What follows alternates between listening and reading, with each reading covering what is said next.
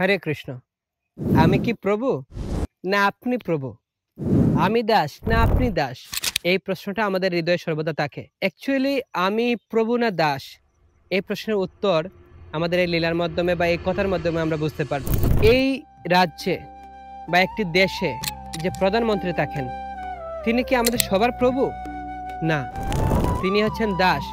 কারণ তিনি এই সমস্ত রাজ্যের বা দেশের সমস্ত মানুষের ভরণ-পোষণ ভরণ-পোষণ মানে হচ্ছে কিভাবে তারা ভালো থাকবে, আইন-শৃঙ্খলা বজায় রাখা, সবার মেইনটেন্যান্স জোগাড় করা, তাদের সুরক্ষা প্রদান করা ইত্যাদি কর্মে সর্বদা ব্যস্ত থাকেন। তাই তিনিও প্রভু নন, তিনি হচ্ছেন দাস। এখন আমি ভাবতে পারি, না আমার স্ত্রী হচ্ছে আমার সেবিকা, সে আমার সেবা করছে, আমি তার প্রভু। আমার সন্তান আমার ভরণ-পোষণ যোগাচ্ছে, আমি তার প্রভু। আমার গৃহে যে কাজ করছে পরিচারিকা, আমি তার প্রভু। আপনি আদৌ প্রভু? না আদৌ আপনি তাদেরও দাস? কিভাবে? আপনি আপনার স্ত্রীর ভরণ-পোষণের জন্য আপনাকে কর্ম করতে হচ্ছে, তার সুরক্ষা আপনাকে প্রদান করতে হচ্ছে। আপনি আপনার সন্তানের ভবিষ্যতের জন্য আপনাকে কাজ করতে হচ্ছে। আপনার পরিচারিকার বেতনের জন্য আপনাকে কাজ করতে হচ্ছে, তাকে অন্নদানের জন্য আপনাকে ব্যবস্থা গ্রহণ করতে হচ্ছে।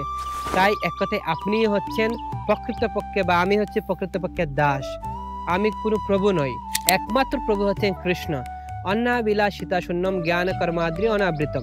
ভক্তের সমিত সিন্ধুতে বলা হয়েছে যে আমাদের সমস্ত প্রকার অবিলাস, যে অন্নাবিলাস, সেগুলো আমাদেরকে ত্যাগ করতে হবে। আমাদের পরম প্রভু হচ্ছেন কৃষ্ণ।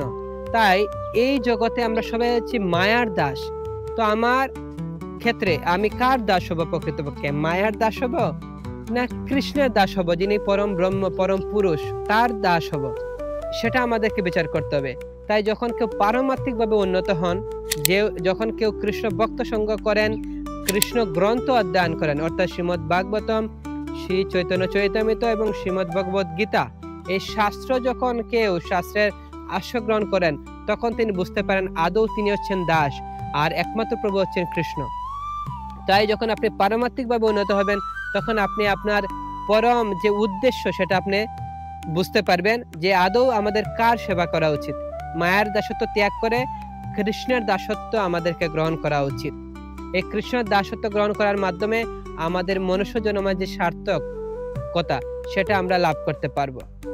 মনুষ্য জন্ম পাইয়া রাধা কৃষ্ণ না বুঝিয়া জানিয়া শুনিয়া বিষ খাইনু, হরি হরি বিফলে জন্ম গুয়াইনু। তাই যদি আমাদের জীবনটাকে আমরা প্রকৃত উদ্দেশ্য আমাদের জানতে চাই, প্রকৃত আলোয় আমরা ফিরে যেতে চাই, তাহলে রাধা কৃষ্ণের ভজনা করতে হবে। এটাই হচ্ছে আমাদের প্রকৃত উদ্দেশ্য। আর আমরা প্রকৃতপক্ষে রাধা কৃষ্ণের দাস। হরে কৃষ্ণ।